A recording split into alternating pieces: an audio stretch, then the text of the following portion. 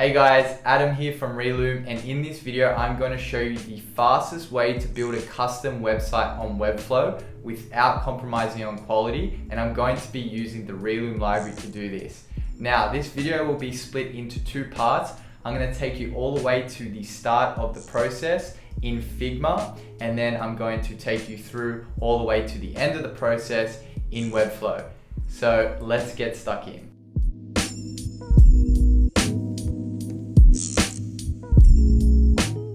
Since using the Relume library, my end-to-end process for delivering Webflow projects has changed quite a bit. I'm much more efficient now. I have noticed that I do think in terms of components, and so because I have a pretty good grasp on the components that are available in the library, it does dictate how I go about designing a page. For example, if I can use a nav bar from the library, then I will consider that whilst designing the nav bar. Although this is the most efficient way of working and it does dramatically speed up the process, I am conscious about it limiting my creativity. I definitely think this approach isn't for every project, but for 90% of projects. For the purpose of this video, I decided to redesign the CryptoPunks landing page because I thought it was a pretty average website considering how famous the project is and how much traffic that website would drive. Also, because this is not a client project, we were able to release this as a clonable on Webflow, so go check out this masterpiece in the video description and enjoy. Now, the design process for me starts in Figma. I'm a pretty big fan of Figma. I've been using it for about 3 years, and I've found it to be better than other tools like Sketch and Adobe XD, which I've only returned to if requested by a client. I was previously using Sketch about 4 years ago, and I have seen some improvements, but from my experience, Figma just seems to be ahead of the curve and they never stopped improving the platform, so I've just continued to use it. But if I'm being honest, I'm no expert at Figma. I use it quite loosely, meaning I don't really use features like symbols, auto layout, and any other design system related functions because I don't need to. I'm usually working on projects by myself, and this would slow down my process. I primarily use Figma to explore design concepts and get work approved by clients. Now, in saying that, my design process does change depending on the client. Sometimes I'll start with wireframes and other times I'll jump straight into the visual design. It really depends on what work the client has already done. For example, if the client comes to me with absolutely nothing, I'll likely begin the process with a workshop and jump into wireframes. However, if the client comes to me with a brand identity, copywriting, or an existing website that needs an update, then I'll likely skip the wireframe and jump straight into the visual design. For this video, it made absolute no sense to start with wireframes, so I've jumped straight into the design because I'll be referring to the CryptoPunks existing website. Before I start any design though, I will try and get as inspired as possible, and I find that a good mindset going into design can save me hours of frustration and creative blocks. A few ways I like to do this is by listening to lo-fi music, sipping on a coffee, and digesting the best design work on the internet, which can be found on websites like siteinspire.com and also the people I find on Dribble. Once I've found inspiration, I begin the process of design. I usually put together some kind of mood board, keeping in mind that bad stealing is stealing from one design and good stealing is stealing from multiple designs. In terms of how I approach visual design, I do follow a set of principles that I've learned over the years as a designer, and I take them pretty seriously. The most important one would have to be consistency with spacing, typography, and UI elements. You'll notice that for spacing, I use values such as 16, 24, 32, and 40. And these kind of values are also used in the Relume library too. And these actually follow a 4-point spacing system, where all spacing values are divisible by 4. This is one way to keep spacing consistent, and I found that it can instantly improve the quality of my work. I also invest in an icon pack and will use the same icon pack per project, again to enforce that consistency. It's really an instant way to improve the quality of my work, and I highly recommend it to other designers. Another important principle is that when it comes to color, it's important to match the tone of the neutral colors like your blacks, whites, and grays to the brand colors used on the page. For this example, I've matched the tone of the black background and gray lines to the use of blue on the page. Instead of going for a warm black with reddish tones, I've opted for a black that has a cooler blue tone. And that blue tone is used as the background on most of these CryptoPunks. This is a really subtle technique that improves the overall chemistry of colors in your design. I highly recommend it too. If you'd like me to expand on my principles for design, please leave a comment in this video. I'm considering doing a video that touches on this. Alright, so the design is almost there. It's looking good. I will add in frequently asked questions and also a footer. I have a pretty good idea of what components I'll use for that. So we can skip ahead to the build.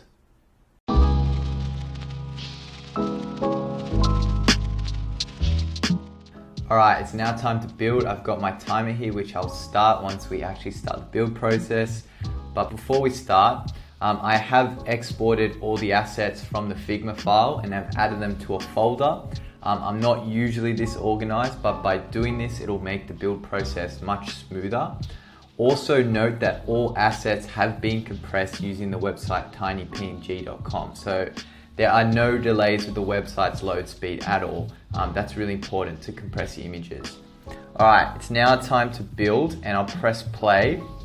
And the very first thing that I'll do is I'll get my Webflow project set up. So I'll go and I'll clone the style guide. And by cloning the style guide, I'll have all pre-built client first classes ready to go, which will sync with the components that I paste in from the library. I'll create a new project in Webflow, and probably the first thing that I'll do is I'll just add the font files so I don't have to jump back out once I'm in Designer. So I'll go ahead and do that now.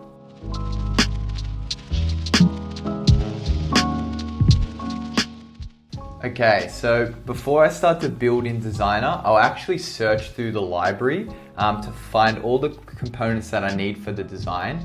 So these are components that are either the same or similar to the ones included here in this design, right? And so I like to copy and paste all the components into the project at the beginning of the process, as it actually reduces the amount of class duplications, which is a function that occurs in Webflow when you copy a component with the same class name but different styling. It also helps with productivity, because I find that batching similar tasks increases focus and speed. So I'll go ahead and I'll copy the components that I need for each section of the website. So I'll go ahead and do that now.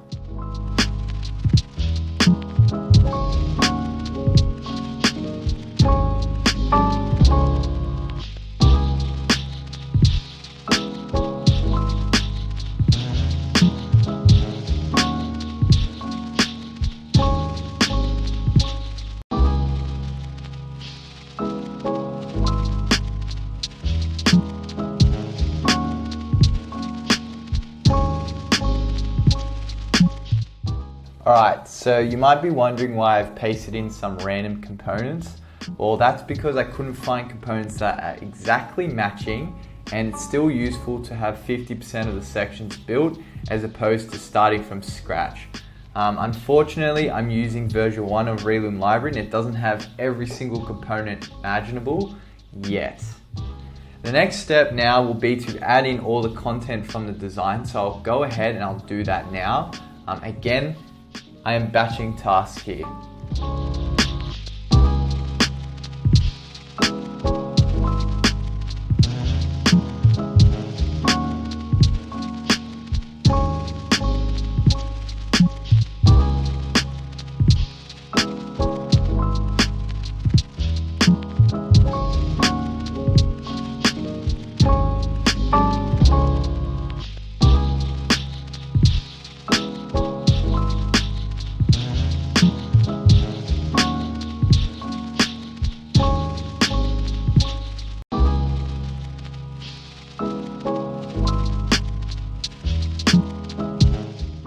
Great, so all content is added in and you have what looks like a wireframe of the design. I'm now in a good position where I can begin styling the page.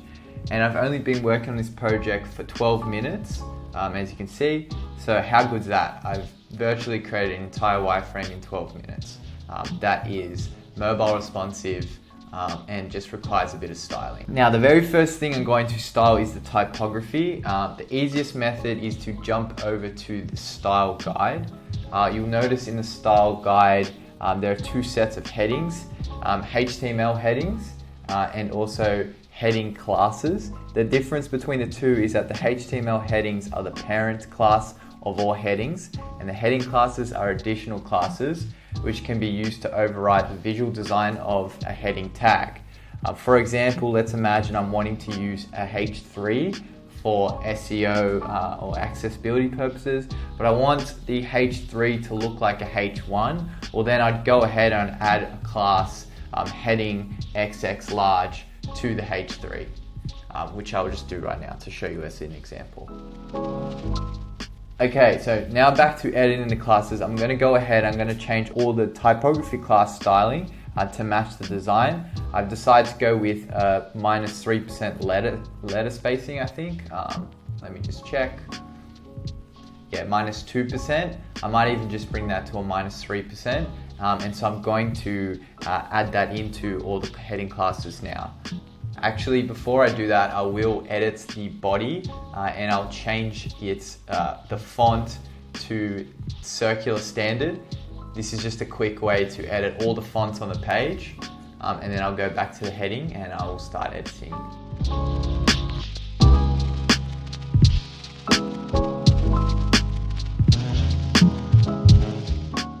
All done. It's now time to jump back over to the home page and begin styling the nav bar. So I'll go ahead and do that.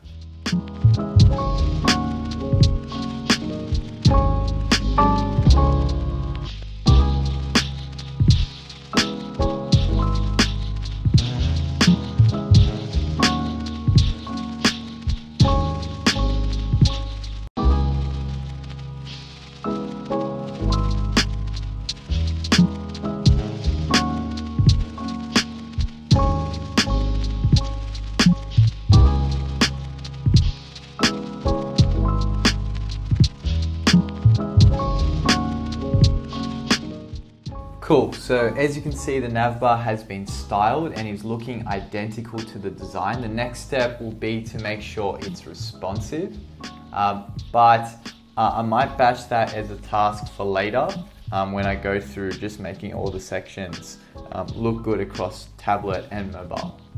Next will be the hero header, which is pretty straightforward, so I'll go ahead and I'll do that.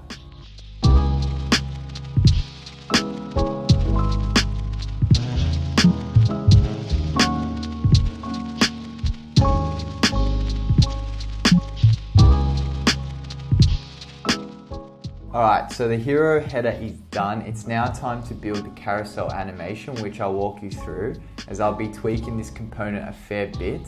It's really hard to see, so what I'm actually going to do is I'm going to revert the text colors back to black, and in the background black back to white, just for now. And I'll actually just add a background color to each section. Cool. All right, so you can see how this component is set out. I'm going to basically explain how this component works so that you can understand how I tweak it. The component is essentially split into two lists, and these are horizontal lists with identical widths. And within these lists, there are three items, which are logo wrappers, and the width of each item is determined by the width of the column, which you can see when you click the grid of the list. So I'll go ahead and I'll show you that. And so as you can see, its current width is 12.5 rems wide. The reason this is a fixed width is so that the animation can work, right? So let's take a look at the interaction to understand what I mean by that. Firstly, I'm going to show you what it looks like in preview. So as you can see, it kind of loops across, and it's this infinite loop effect, which is what I'm trying to go for for this section here with all the CryptoPunks. And so let's look at the interaction and see how that works. So, okay, essentially the way it works is, I'm just gonna move this timer over to the top corner for now. The way the interaction works is, the component is selected that has the width of the list inside of it, and the component essentially moves the width of each list, which is recorded to be 112 rems, right? And the way this is sort of calculated is, well, you have 8 logos in a list. They all have the width, each column has a width of 12.5 rems, times that by 8, plus the space of 1 rem, 1.5 rem between, actually ends up equaling 112. And so this sort of moves back and then instantly moves back into place, creating the illusion of an infinite loop. See how it creates the illusion of an infinite loop? Now that you understand how this component works, I'm gonna actually go ahead and tweak it for you.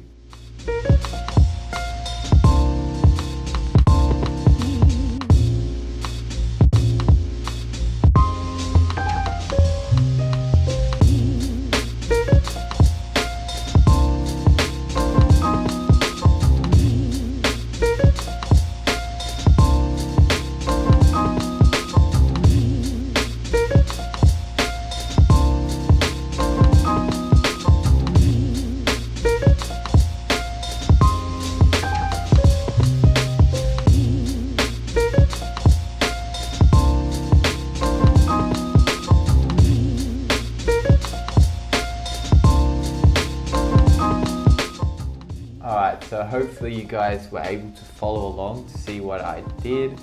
Essentially I've made the width 10 rems just because the width of the actual image is 160. We use rems for SEO purposes. I've spoken about this before, but we use rems. It's a better metric to use because you're able to scale typography based on the browser settings, which is much better for accessibility. The way you calculate rems is you divide the pixel amount by 16 and that equals the rem unit. So if this is 160 pixels wide, then rems, it's 10 rems. So that's why it's been 10 rems. I've done the calculation and now you can see what this looks like. I think I might actually just reduce the padding here a little bit. That's what you can see now. It's looking good. So the next section is the press section. It isn't as straightforward either. It also requires a bit of tweaking. I'll go ahead and I'll tweak the item to match the design, and then we can walk through it.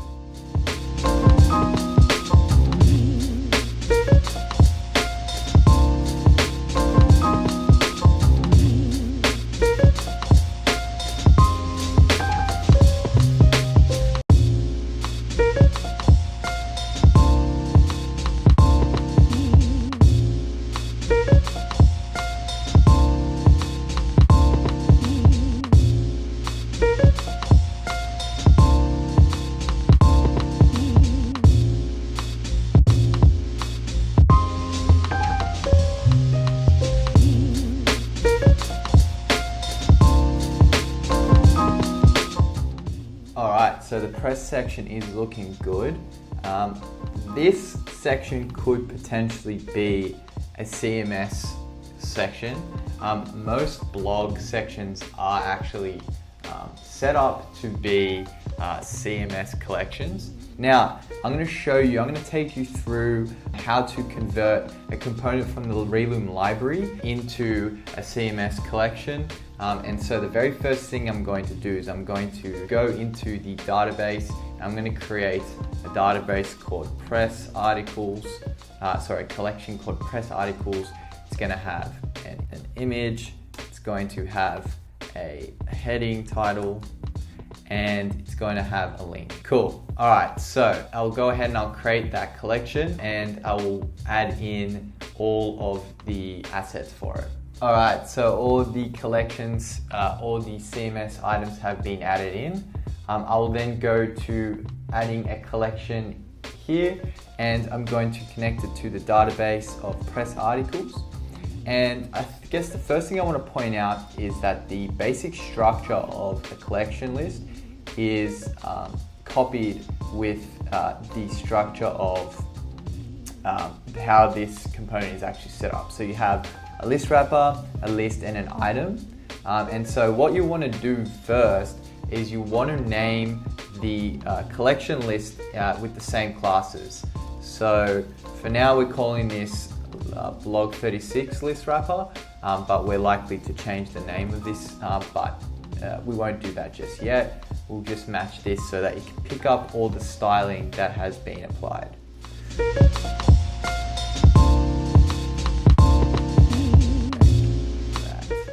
A grid, and then lastly we'll have blog 36 item. Cool. Then the next step will be to actually copy and paste this link in here. And then I can go ahead now, I can remove that. And now I just need to sync the image fields and all the CMS item fields to match. I'll just link it all up. And then for this, I guess for the link, because we'll do the whole card has a link, we'll get the URL from the link and open it in a new tab. And there you go, that is how you convert a component into a CMS item. Now, let's go over to the next section, which is pretty straightforward. I'm gonna go ahead, I'm gonna build this out, so please follow along.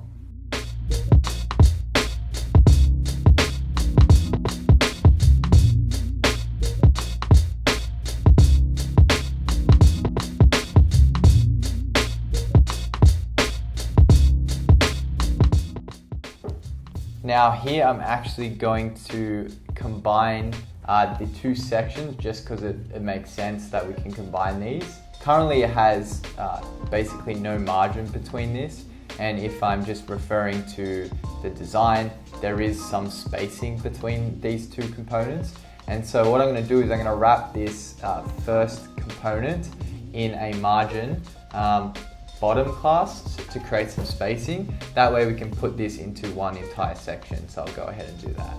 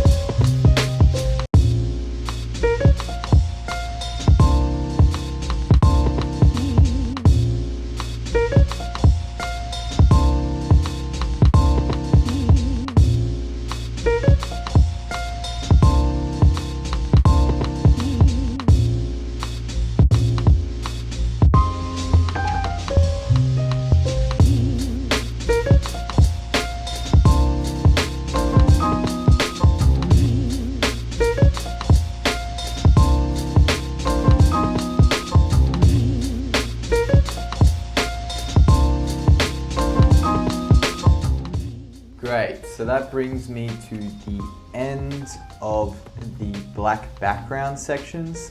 It's now time to create a rounded curve for this section and start introducing the white section. So the rounded curve has a radius of 48 pixels. So I'm going to just go ahead and I'm going to tweak this.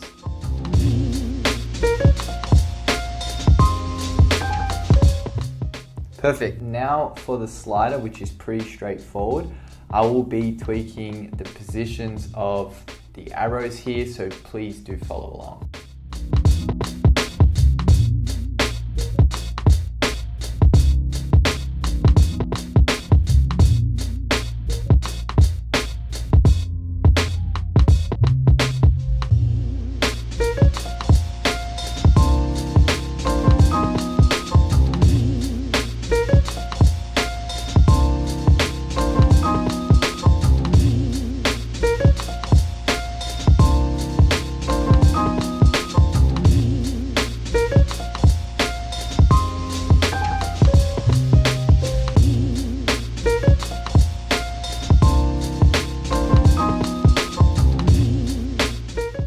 Alright, so I will want to do a recent transactions panel here too. So I'll essentially just go ahead and I'll duplicate this section and make this recent transactions. I need to collect all the information from the CryptoPunk website. So I'll need to collect all these. So I'll quickly jump ahead and add in all the content so we're good to go. All right, so all the content has been added in. As you can see, I have missed something. I've actually missed putting a button here. And so I'm going to need to jump back into the library to find a component that has this heading.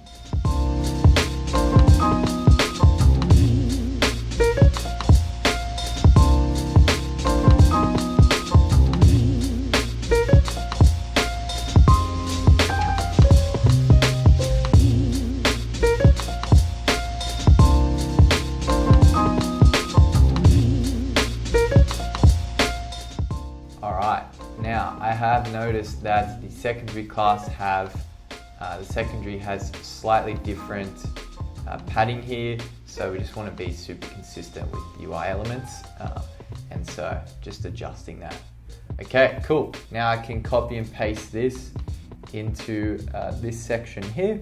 All right, that is the content. Now we are moving on to the next section, which will be a black section. So just referring to the design here, we'll need to create a curved top edge and make this background black. So I'm just going to put this timer in the top left corner, and I'm going to go ahead and do that.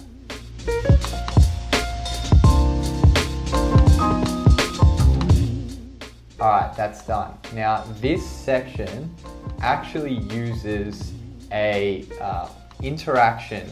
So I've copy and pasted the interaction in, and to see the interaction actually work, I might just have to convert this back to a white background for now. And so the way the interaction works is that as you scroll, there's like a bit of a progress bar. And so progress bar will need tweaking. I'm only going to use 3 steps. So I actually need to tweak the height of this progress bar so that it doesn't, stick out, as you can see here. And I'll also need to replace the images for here as well. So I'm just going to go ahead and do that, and you can follow along.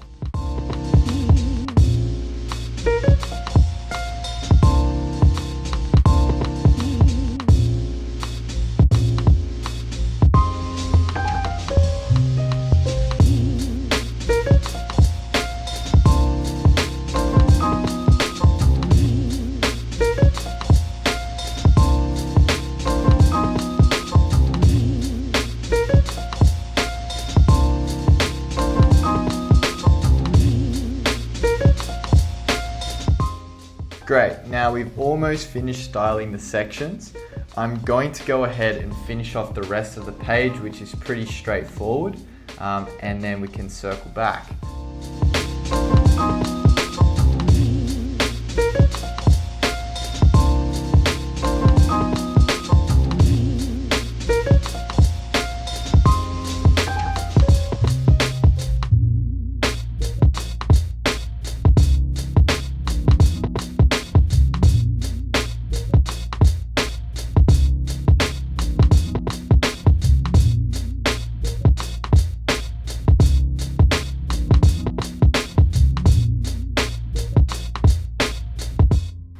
Alright, so all the styling for desktop has been completed. It's now time to make this website look good on tablet and mobile. The good news is that the Relume library has done most of the heavy lifting for me. I'll only really need to tweak the nav bar. So I'll just go ahead and make this responsive on all devices.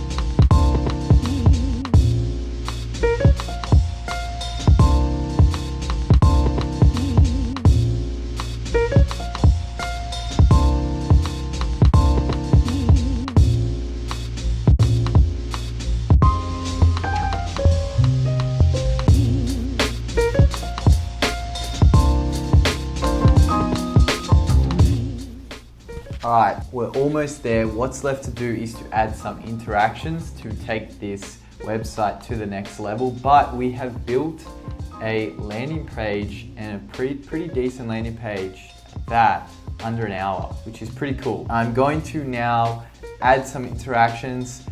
This isn't a tutorial on Webflow interactions. There are plenty out there made by Webflow themselves and other experts. So go check that out. I'd highly recommend it. So I'm just gonna go and add some interactions now.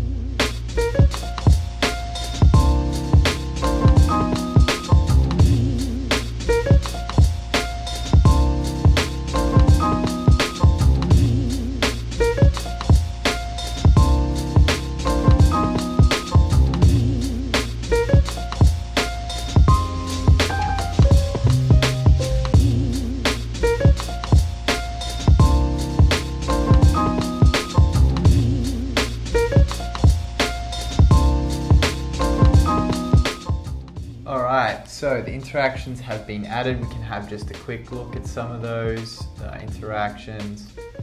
Nothing too fancy here. We're now up to the very last step of renaming classes so that when it comes to handing over a project to a client, they're able to understand the purpose of each section and therefore navigate the designer more effectively. This is what the client first methodology is built around, that the guys at FinSuite have created.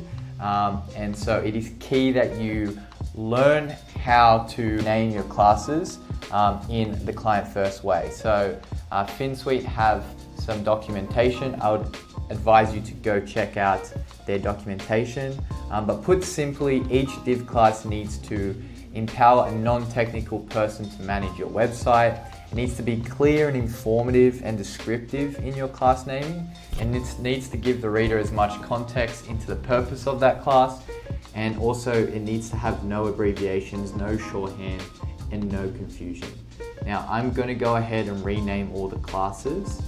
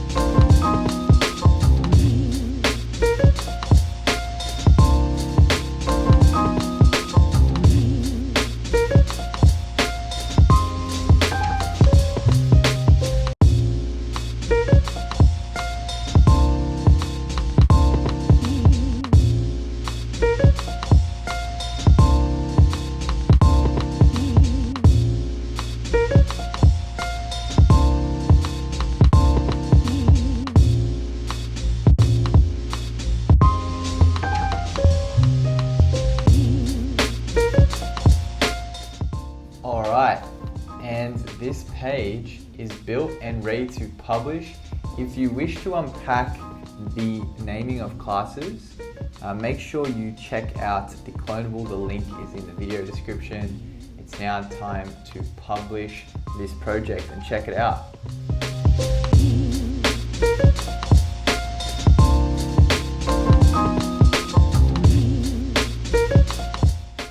Awesome. Okay, let's check this out. It's looking good, got the slider. I'll just need to make these load quicker, but everything is looking pretty good. Just need to add the links. And in terms of responsiveness, let's check out this. Awesome. Now, I guess I'll just add this last step in as an optional step. If you would like to make this fluid responsive, do check out FinSuite's Fluid Responsive. It does apply to the Relume library. It's really cool. All you'll need to do is copy this to clipboard and you can paste it into your project's page or into your project's settings. I'm just going to quickly paste it into the page and show you the difference between fluid and normal responsiveness, and you can decide whether you want to do this or not. It is pretty cool. It does make a difference. It does make it feel better on larger screen sizes. I'm actually looking at quite a large monitor. I think my monitor is around 1800 pixels wide, so it does make a difference. So this is fluid responsive and this is non-fluid responsive. So you'll see it's a little bit more fluid as it scales, which is cool. It works really well. So go check that out. All right, and that brings us to the end of the process. I hope you guys have learned a lot by seeing us go from a Figma design to Webflow at speed and without compromising on quality. If you guys have any other video suggestions about the Relume library or about our design principles or any other video suggestions, please leave them in the comments. And don't forget to subscribe to the Relume channel so you can stay up to date with our latest videos. More content coming soon. Peace out and enjoy building.